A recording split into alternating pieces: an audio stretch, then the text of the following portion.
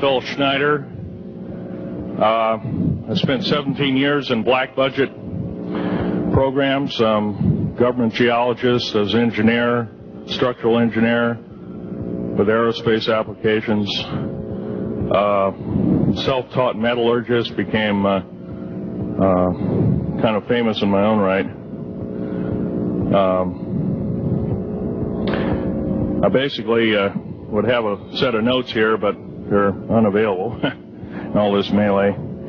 Up here I have different artifacts explaining some of them are alien metals that have been produced both on this planet and the confines of outer space that are now used in all stealth aircraft.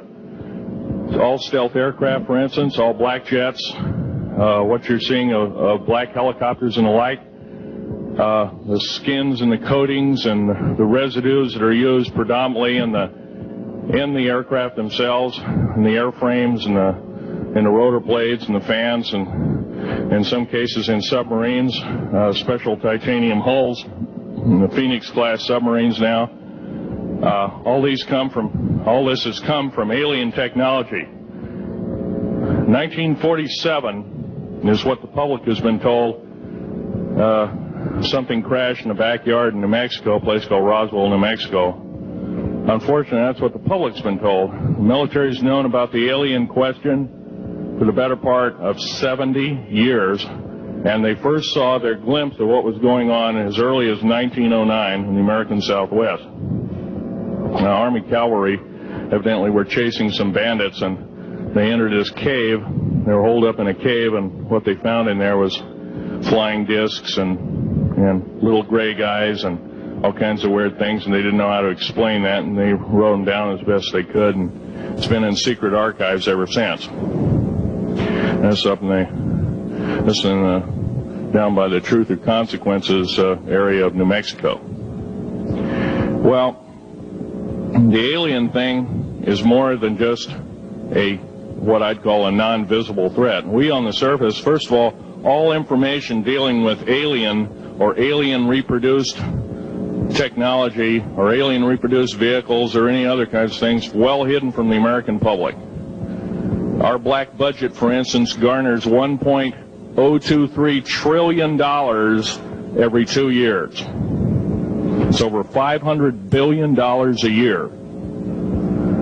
Right now, there are 131 active deep underground military bases in the United States. There's 1,477 of them worldwide. Each one has an average cost of $17 to $19 billion.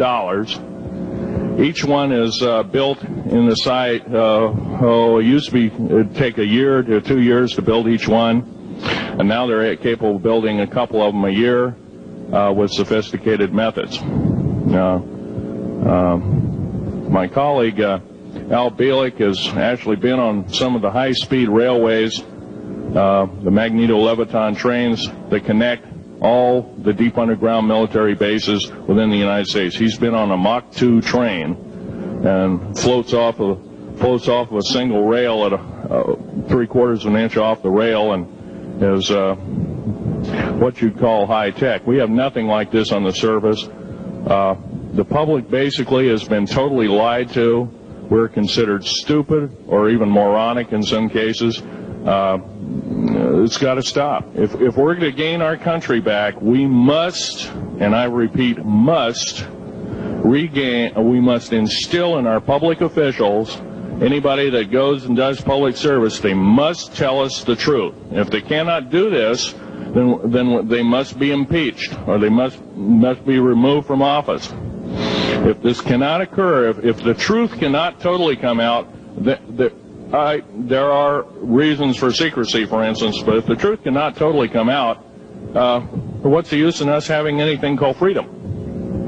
Okay, now I have pictures here that I'm going to show you during the break in artifacts, and I ask you to kind of look at them but not handle them.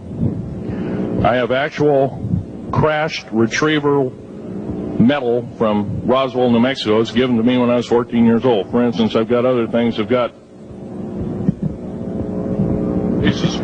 This piece of titanium, a special titanium alloy made for everything from the original SR-71 Blackberry, that's old hat now, F-117A is their old hat now. They're making a whole new class of hypersonic above Mach 5 aircraft that employ extremely modern charged particle beam weapons. They don't even use lasers anymore. Computer-enhanced imaging radar, although it's used in helicopters for public surveillance, computer-enhanced imaging radar, and in satellite technology. The brand new kid on the block is a kind of infrared technology where a satellite 150,000 miles out in a geosynchronous orbit, or not quite geosynchronous orbit, but these spy satellites can literally look in and see a dime on the floor, say on your kitchen floor. They have a resolution factor of 99.999961. This particular piece of metal, I'm going to drop it on the floor here, it'll kind of ring like a bell. You can't break it. Withstand temperatures in excess of 7,500 degrees Fahrenheit. It has niobium in it. It also has mironite in it, element 123. Yeah, please do. It's in a non-crystalline form. This is just kind of a dripping out of the main crucible. Here's a crystalline example. It's in the scalenohedral crystalline form. We got this from the large grays technology. This is grown in the confines of outer space, which has not quite a super vacuum, but by the way, this is capable of withstanding temperatures in excess of 10,000 degrees Fahrenheit. It's great for certain parts of aircraft. This kind of material I work with on a daily basis. Up here we have a transparency of Groom Lake.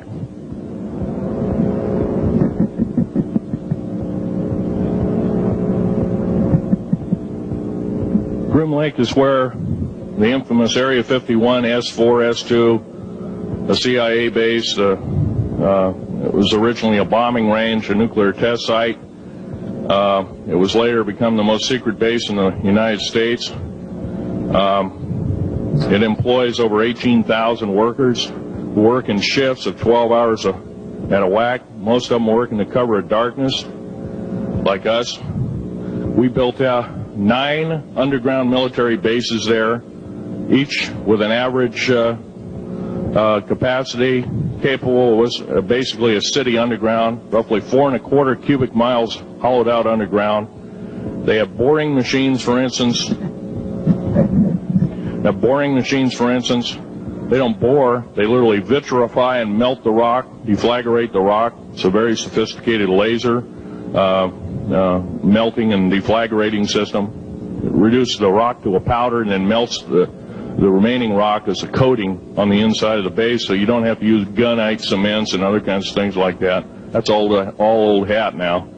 Technology is just basically the new technology we get is the old hat of the military. I'm going to be real brief about it. I carried a level 1 security clearance, the Riley 38 factor. There are very few of us. There's nobody except myself, to my knowledge, talking like this. Nobody. I'm breaking the law. I'm breaking world as well as federal law, coming out and even talking about this to a group of people. I love my country more than I love my life. 2 weeks ago, I was shot in the shoulder.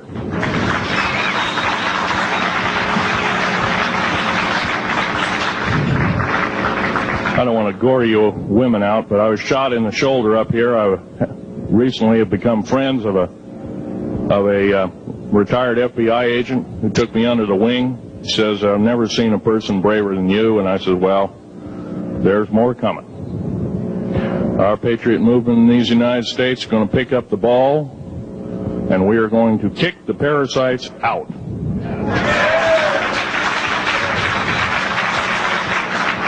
First of all, George Washington and Thomas Jefferson, a few other founding fathers, Patrick Henry to mention a few, all had visions that these United States is going to live 700 years from where they were standing, and that was somewhere around the the late 1700s, the early 1800s. So you can count this country. This country isn't going to go to a new world order.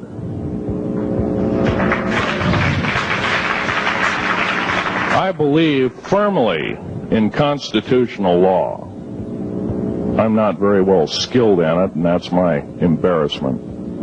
But I'm going to be real blunt about it. The government that is now instilled in ruling over us are ruling as we're serfs and they're the kings and queens. Now, that's a feudal system. That isn't even a democracy. We are now being ruled by an autocracy and a technocracy. In other words, technical knowledge is rules as king with a feudal type system. Feudal systems haven't been used in the last 350 years, and they're coming back like gangbusters. If we are complacent, if we do not speak out in droves, and I'm not just talking about me, I'm talking about a bunch of us getting together and getting on the stump and loving our country more than we love our lives, getting on, some of us are going to get killed. I almost got killed a couple of weeks ago. Hadn't been for an FBI, a retired FBI man who risked his life, his career, everything, put it all on the line, and he didn't know me from Adam. A week prior to that, he listened to one of my tapes I gave up in Post Falls, Idaho, and I'm going to be very blunt about.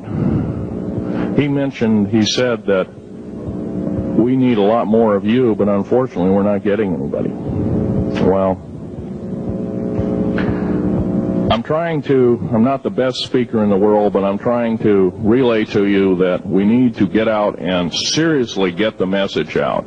These shows are great. This hall should be absolutely packed, standing room only, and we should be getting the message out to as many people as we can with as many shows as is it possibly to reach. Is the public. We ought to get on talk shows. We've got to get on news shows and TV shows, and we have to really get the message out. And I think we're doing it, but it's a little bit slow in the first part. That's just that part of what I want to say. In working with the black projects, I was very loyal. I was picked because I was very strong mentally. There's a bunch of us that were picked because we don't crack under pressure. We don't freak under pressure, so to speak. Everyday events don't bother us.